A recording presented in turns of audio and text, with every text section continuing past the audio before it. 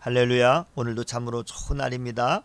이 시간 말씀을 듣는 모든 분들에게 하나님께서 은혜 베풀어 주시기를 원합니다. 오늘 본문인 역대하 18장에는 참 선지자와 거짓 선지자의 대결이 펼쳐지는데요. 미가야를 부르러 간 사자들은 400명의 선지자들이 모두 아합 왕의 승리를 예언했으니 당신도 다른 말 하지 말고 아합 왕의 승리를 말하는 것이 좋겠습니다 라고 그렇게 말했습니다. 그러나 미가야는 내가 여호와를 두고 맹세하는데 나는 여호와께서 말씀하신 것만을 말하겠다라고 단언했습니다.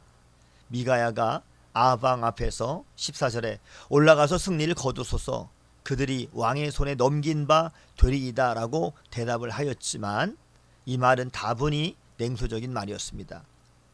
아합도 미가야의 말이 사실이 아님을 알았기 때문에 아합이 이 미가야에게 진실 말하라고 추궁했을 때 미가야는 오늘 본문인 16절에 이렇게 예언했습니다.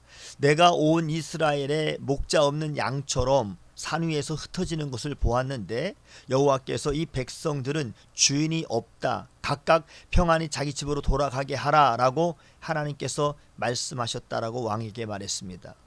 이 말은 한마디로 말한다면 아합이 전쟁에서 완전히 패하여 전사하고 또 이스라엘 백성들이 뿔뿔이 흩어질 것을 예언한 것이었습니다. 하나님을 경외하지 않는 아합이 자신의 뜻과 다른 하나님의 말씀에 귀를 기울일 리가 없었습니다.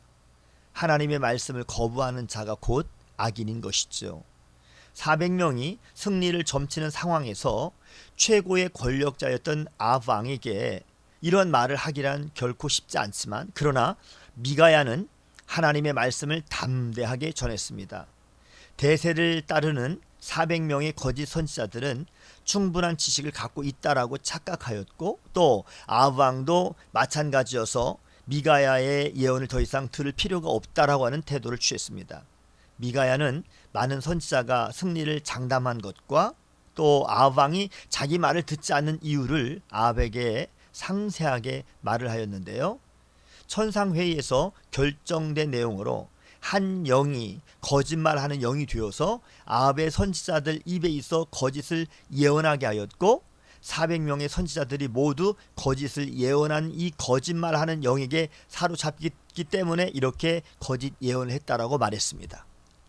미가야의 말을 들은 이 시드기야는 가까이 와서 미가야의 뺨을 쳤고 아합 왕은 미가야를 옥에 가두고 고난의 떡과 고난의 물을 먹게 하라고 명령했습니다. 그러나 미가야는 담대하게 하나님의 말씀을 전했습니다. 24절에 거짓 선지자 시드기야가 골방에서 숨는 날이 올 것이다. 그리고 27절에 아합 왕이 다시는 돌아오지 못한다는 것도 숨기지 않았습니다.